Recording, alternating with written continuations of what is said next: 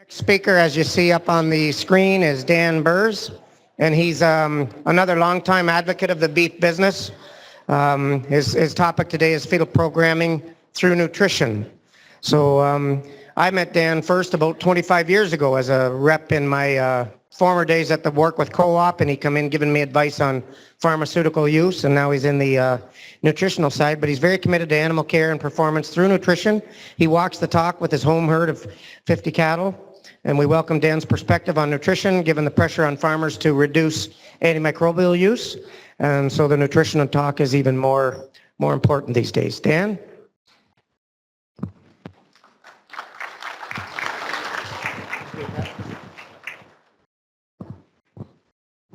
Thank you very much, Dan. Appreciate the introduction, and thank you, Brian, for inviting me to speak today. This is a real.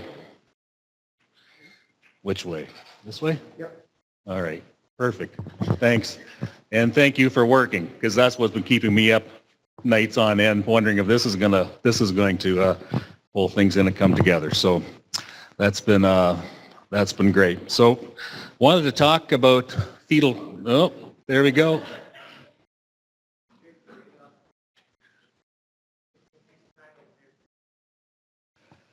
So we wanted to talk today about, wouldn't you know, eh?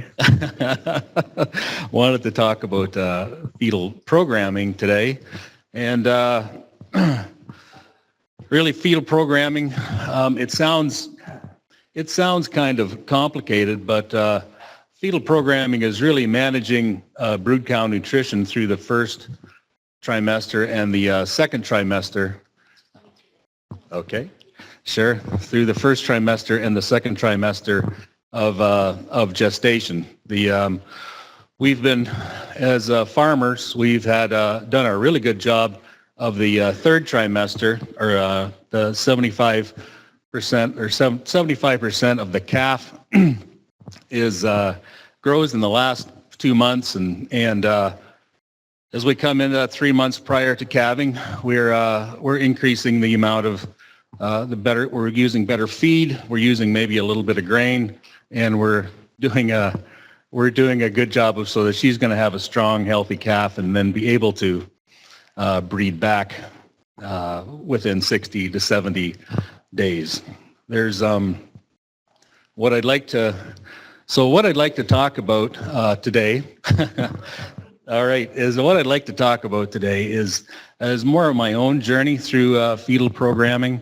I'm a beef consultant for Agribrands Purina and have been for a long time, but I've also been a long-time cow-calf operator as well. And we have 56 cows up at a little place by Varney. And there, we bought the farm. It's 100 acres of grass and 20 acres of bush there. And when we took it over, the farm had been pretty much mined for the previous 20 years, putting feeder cattle on or stocker cattle on, all on the whole farm, and then taking them all off in the fall. So we really had more of a monoculture type situation there. And when I took it over, we were struggling to get 500-pound calves off of that farm. We had a lot of it was kind of funny. We had a lot of twitch grass growing. We had, when on a wet year, we would have comments like we were getting a lot of you must be getting a lot of grass growing on your farm, and what we really weren't. With our grass situation, we were really running out of forage by the end of June and into the middle of July. And by the 1st of August, we're starting to feed. We're starting to feed hay. Is James McKinley here? He was earlier. That's one of part of what we did at our place is most of the cows on our farm are from James and Joan McKinley, and they're Red Angus, Red Simmental cows, and then we breed them with purebred Charolais bulls. So with fetal programming, I really didn't know what it was years ago, but I think if any of the farmers in the audience, you're probably practicing a lot of fetal programming already.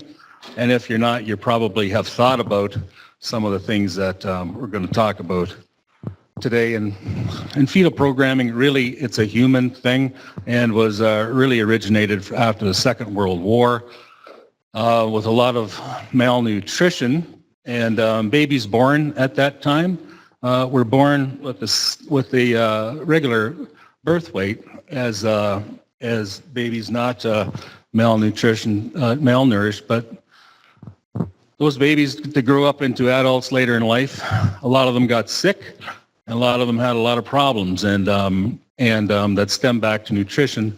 And so what 70 years later, there was work done to say during that gestation period, is there something that we can do better in our cow-calf business, or are we going into the same sorts of challenges that they are at then as well? So understanding fetal programming, if we get the first and second trimesters, we run into things in a cow-calf farm. I know in mine, we get dry years, and then we also get wet years. And cows calve March, April, some into May, and then we turn them all out the 1st of June with the bulls and let the grass grow a little bit longer that way. Now, what we do for the feed quality for on wet years, it looks good, and we've had it just everything's green and it's growing, but those cows really need, during that first trimester and second trimester, they really need about 10 to 12% protein and about 55% TDN, and they need to eat about 2.5% of what they weigh in dry matter every day. And on those wet years, and this certainly does show up, and I could see it, you think you're off the hook and everything's fine, but those cows just aren't always gaining weight.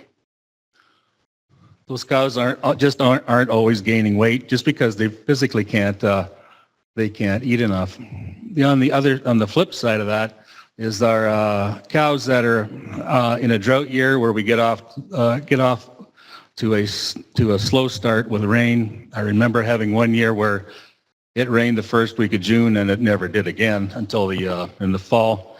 And that's even a worse situation for us to have because we've got to buy so much forage to get them through. In the past, we would just not be able to. We just let them have what was available, and that was, looking back now, certainly the wrong thing for us to do. In those years where we had a wet spring and a wet summer, we really should have been supplementing somehow, and then also in the dry years also supplementing somehow. But we just, being working for Purina, you just can't keep sending super blocks or mineral tubs or pellets or grain. So what we did was I spoke with Jack Kyle, and the way to raise our protein and our energy in the first and the second trimester for those cows was through our forages. And what we did, I really didn't want to rip pastures up. But so what we did was frost seed, and then the first year we frost seeded 5 pounds per acre of double cut red clover. And as soon as the snow was gone, but it was still frozen about in March, we put that on and got a really good catch. I thought it might have been a little better, but we had a good catch of legumes all of a sudden, but we just couldn't quite get it really growing the way we wanted to. Took soil samples and we're really deficient in phosphorus and nitrogen from a lot of previous years. So what we did, we tried fertilizer for 1 year. with a lot of urea, and that it works. I mean, it completely went dark green, and we got a good growth. But we just found that with using commercial fertilizer, whatever we used was gone, and that seemed to be the end of it, and we were going to be right back into the same situation again. So what we ended up doing, we were trying to keep improving and doing a good job of keeping our protein levels up year round, is we bought and had applied compost from Javen and Javen and Harold Martin, and we put quite a bit of it on, broiler chicken compost and finisher steer compost on that first year, and that really made a huge difference for us with both germination for legumes, because instead of adding feed to get our protein levels up, what we wanted to do is increase the legume content in our forages so that we could get through the first and halfway through the second trimester for our cattle. With getting turned out in June with the bulls, or June, July, August, and then September, and then October. Some of the things, or what I'd really like to be able to do is to keep that going longer and increase our protein level in the feed is to be able to. I think bird's foot trefoil would be another great one to be able to frost seed in the springtime and have it flower just a little bit later in June. Pull the cows off of it and let it set seed, and according to Jack Kyle, let them spread that around the farm that way.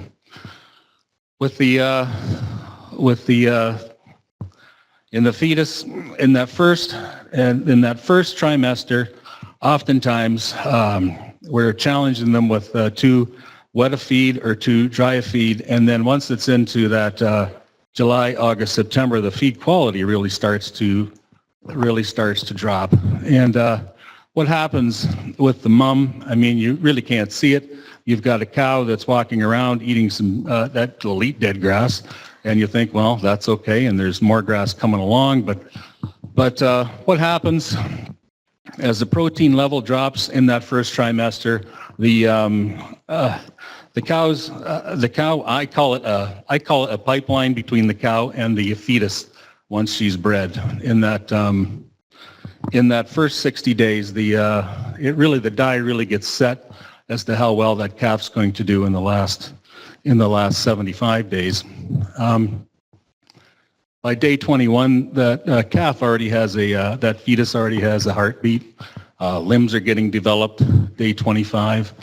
Liver, lungs, brain, kidney, and testicles by day 45, and ovaries by day 50 to 60. So in the first trimester, a lot of that gets set. And if we're challenging or restricting protein, and protein is the number one issue, energy is next, then vitamins, but protein is the number one. If we're down to a 7% protein diet on that cow, then what happens is that pipeline between the cow and the calf, it never fully develops.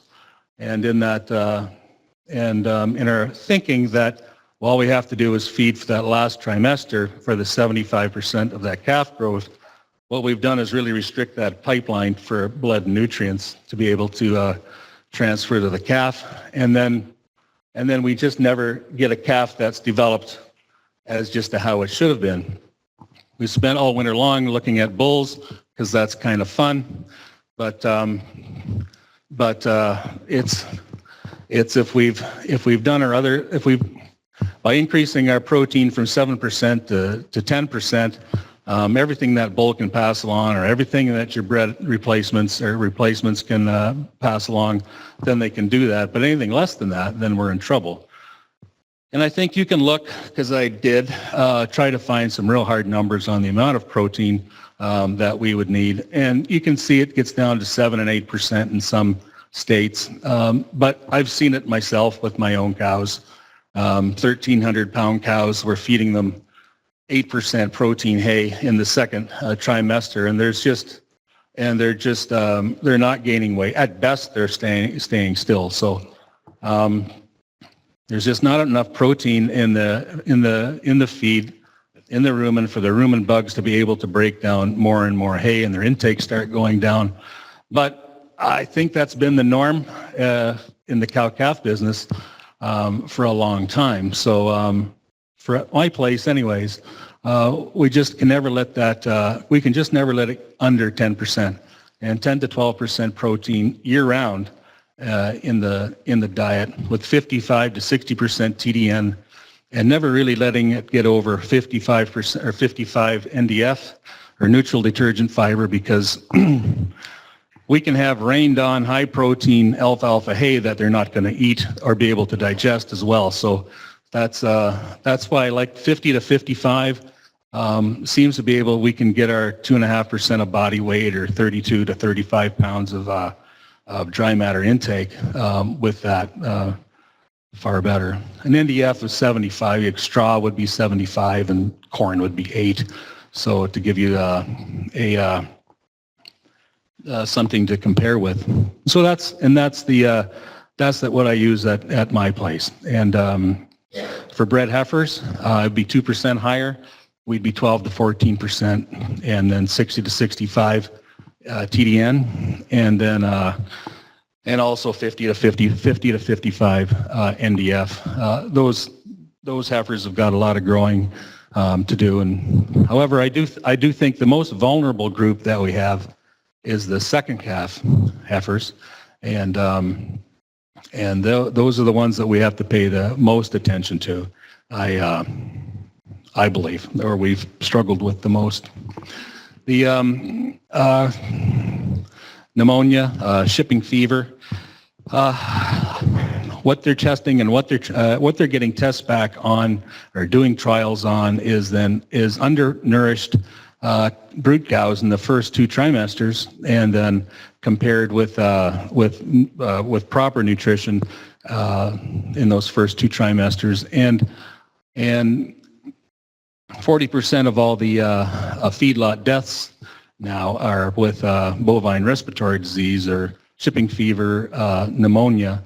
And by not feeding that 10-12% protein in those first 2 trimesters, I don't know what percentage of that, but a part of that 40% is going to be from brood cow nutrition, and who would have ever thought of that? But that's certainly what they're linking that back to now.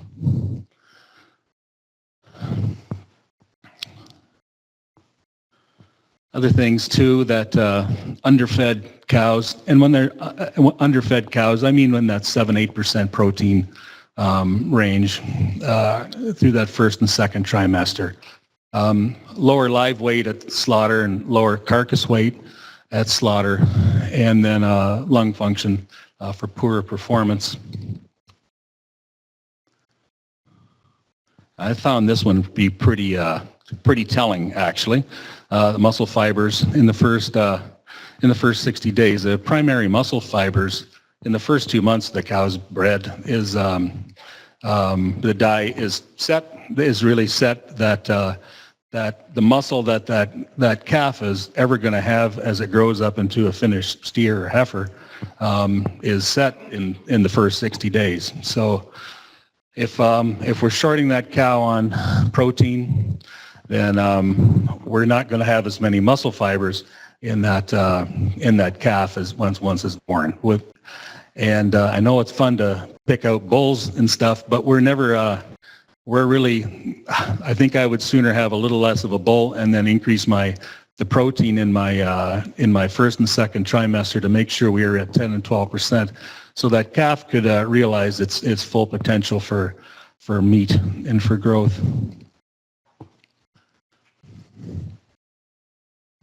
And also marbling.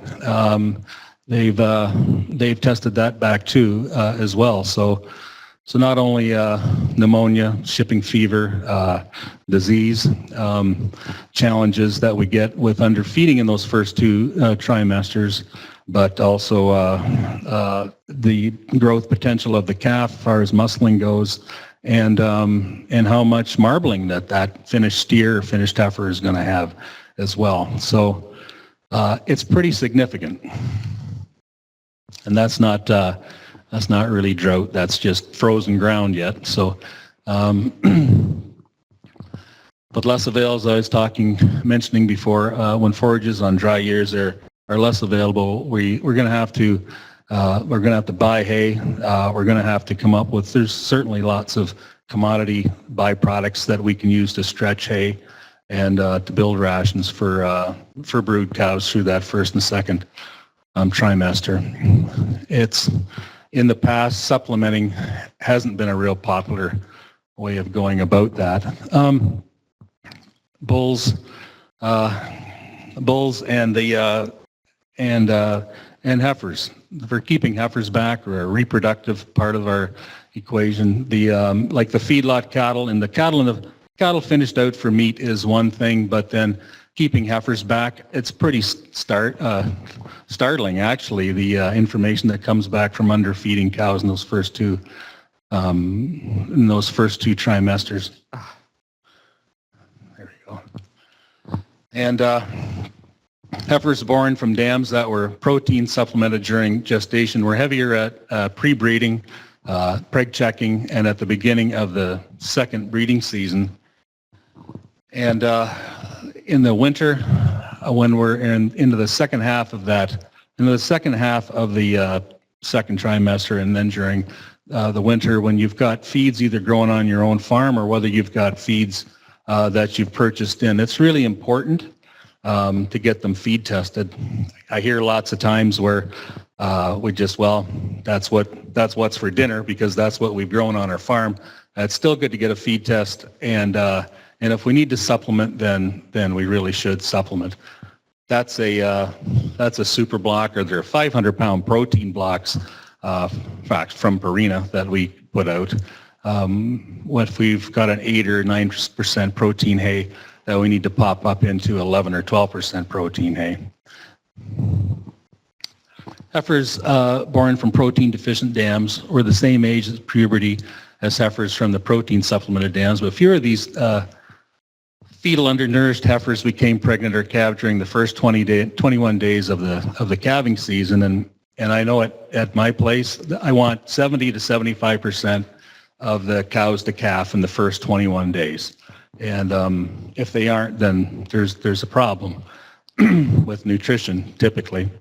And then the balance to calf in the second 21 days, and then anybody in the third, there's usually a good reason for that, or else I've done something to cause that. So old cows into that third set of 21 days. But to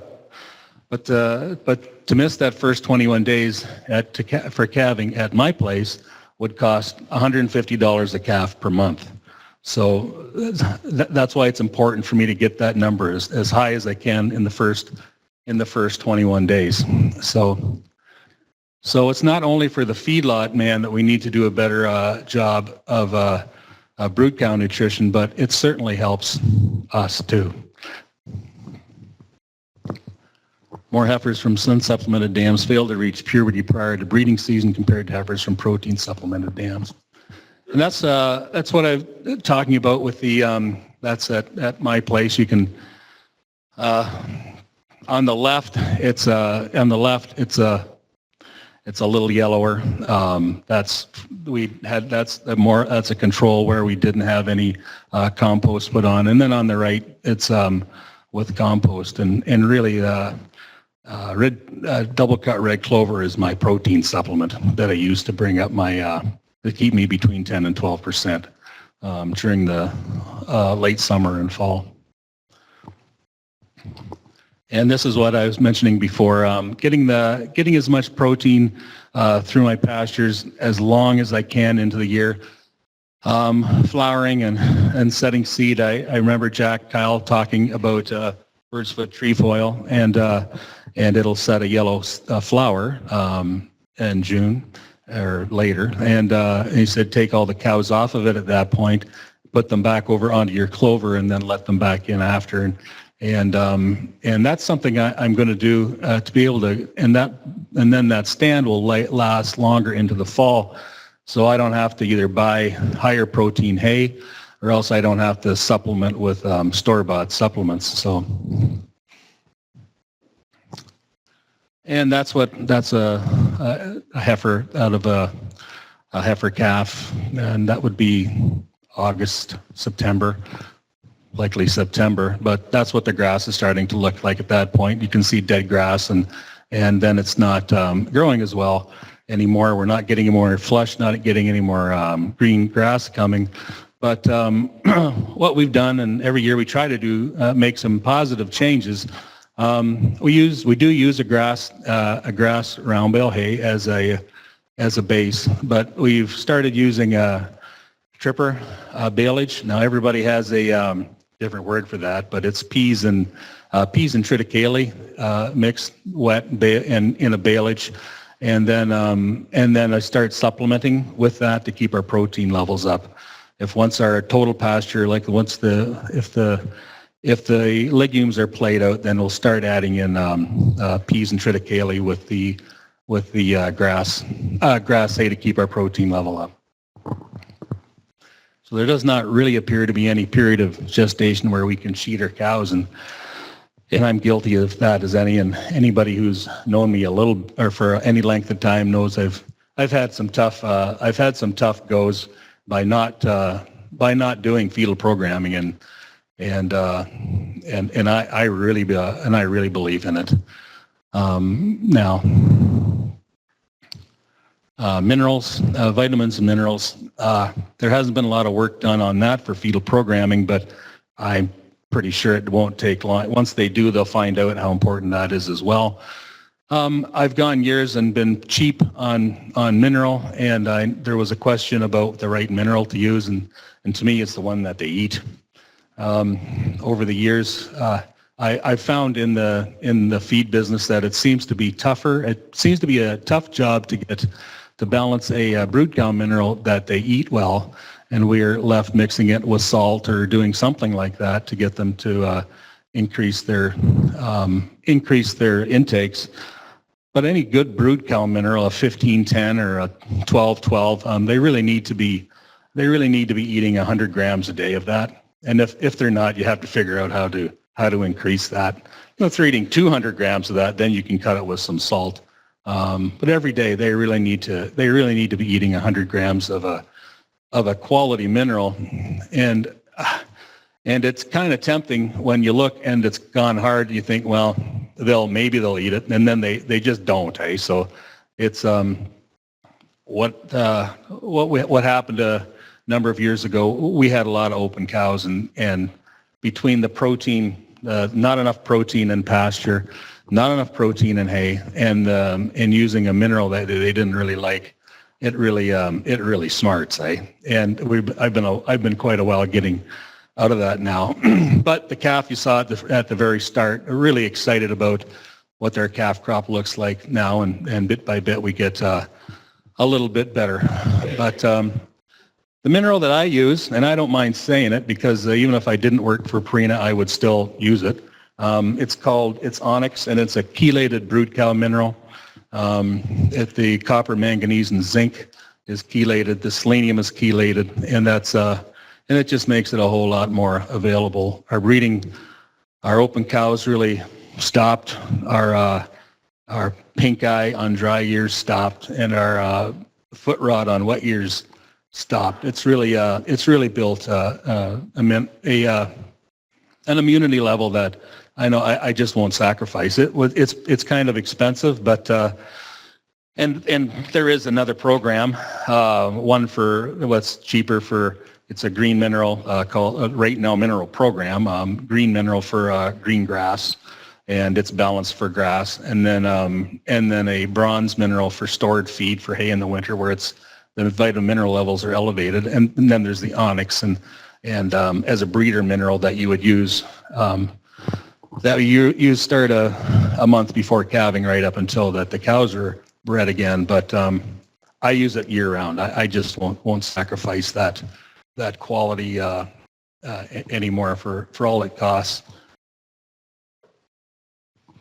So it's not too many beef presentations that you see a brood cow on one side and a steak on the other. It's usually in the feedlot or carcasses or a Cargill presentation of some kind, like Cargill meats presentation, something along those lines. But it's really kind of cool. It really works. I know what happens when you don't use fetal programming as a part of your operation firsthand, and it really costs a lot of money to a producer, and there's a lot to be gained to a producer, and then for the entire beef chain, there's a lot to be gained as well. So I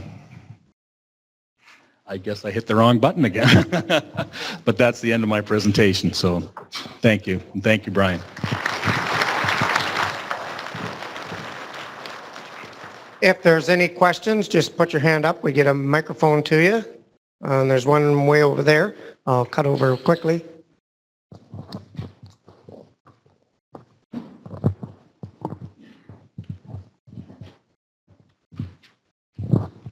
The 100 grams a day for the mineral, does it matter if the cow gets 200 grams every 2 days? Does it make a real big difference? There's fat soluble vitamins, and then there's water soluble vitamins, and I would say we're better off to have 100 grams a day if you can do that. Or the fat soluble ones you won't short, but the water soluble ones you can that way. So.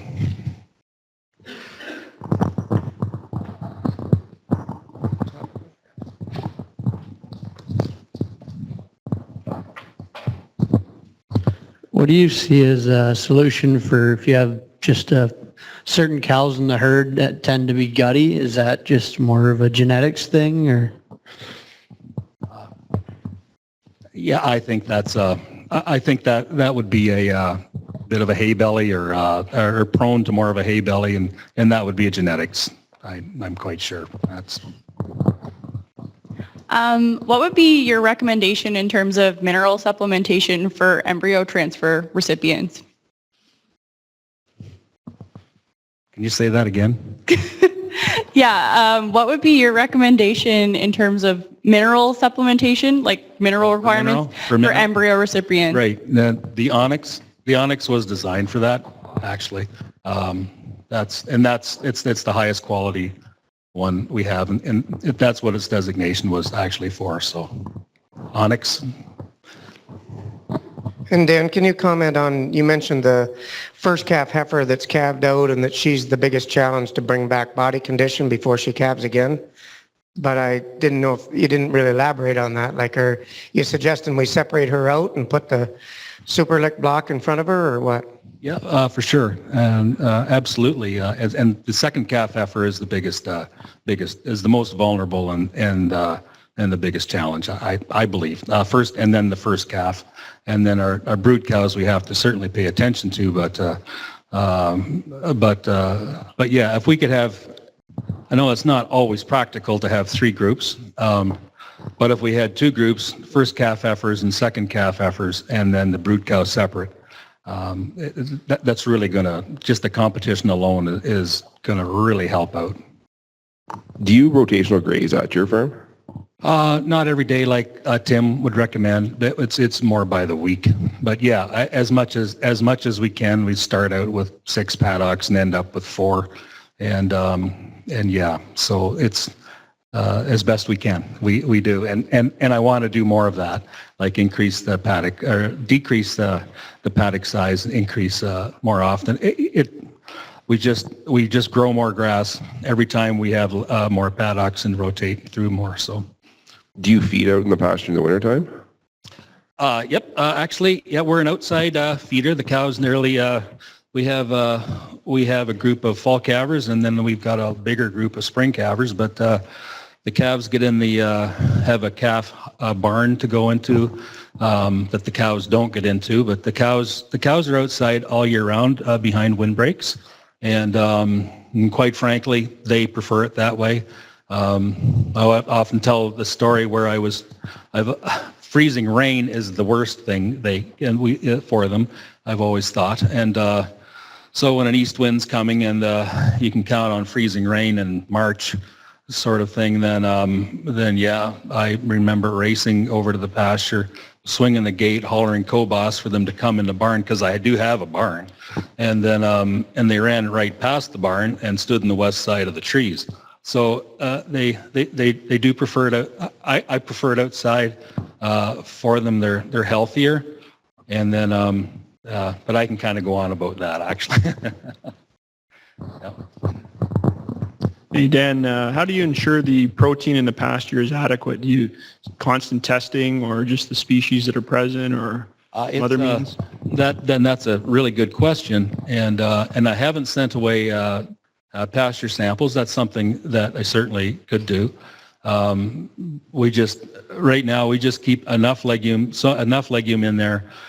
So right now you can't put your boot anywhere without standing on a legume, and so we're really monitoring how much grass, how much legume, instead of going to where there was hardly any, until now we're to a point where we have to be careful more to bloat. To me, I want to push legume to the max.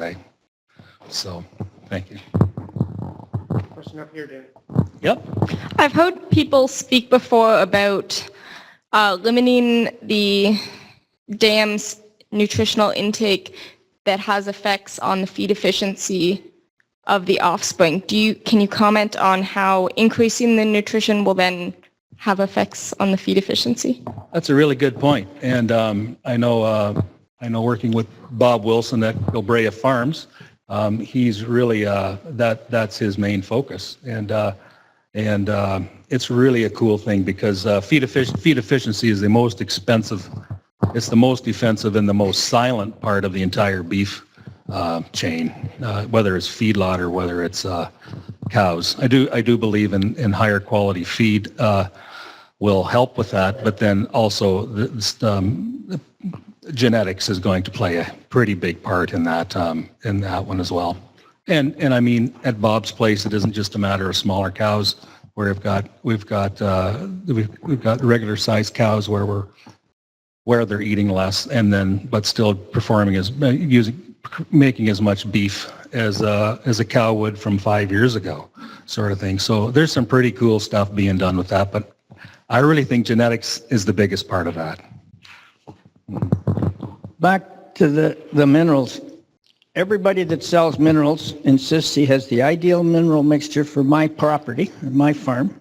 He's never set foot on my farm. He doesn't see any analysis of my feed, and he's never seen my cows, but he's still convinced he's got the best mineral mix.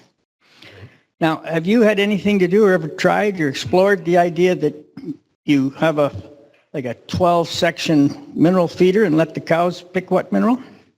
I've certainly read about that, and I think that's a great idea.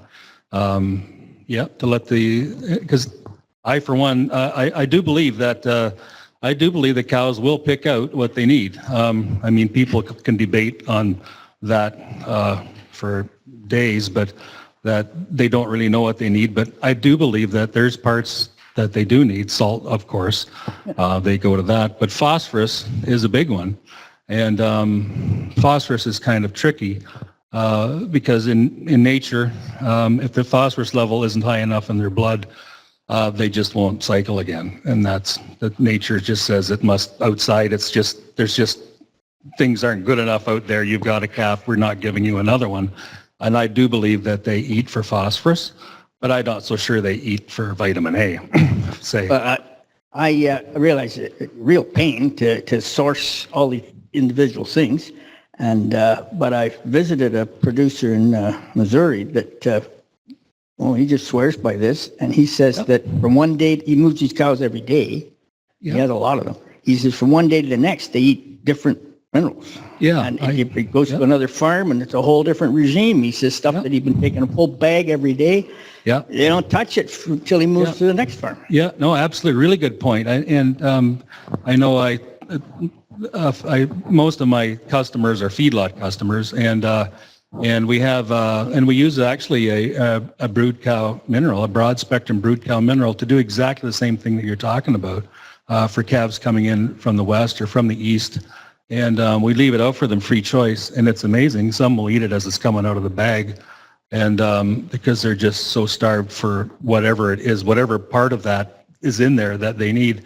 And then other cattle that have been getting that all along, they won't even touch it. So I think you're really onto something. I just don't know how you do that though on the farm. Yeah. Okay. So Always good to get volunteers, Joe. Any other questions for Dan? If not, I would like to thank Dan again for that talk and wrap up the day.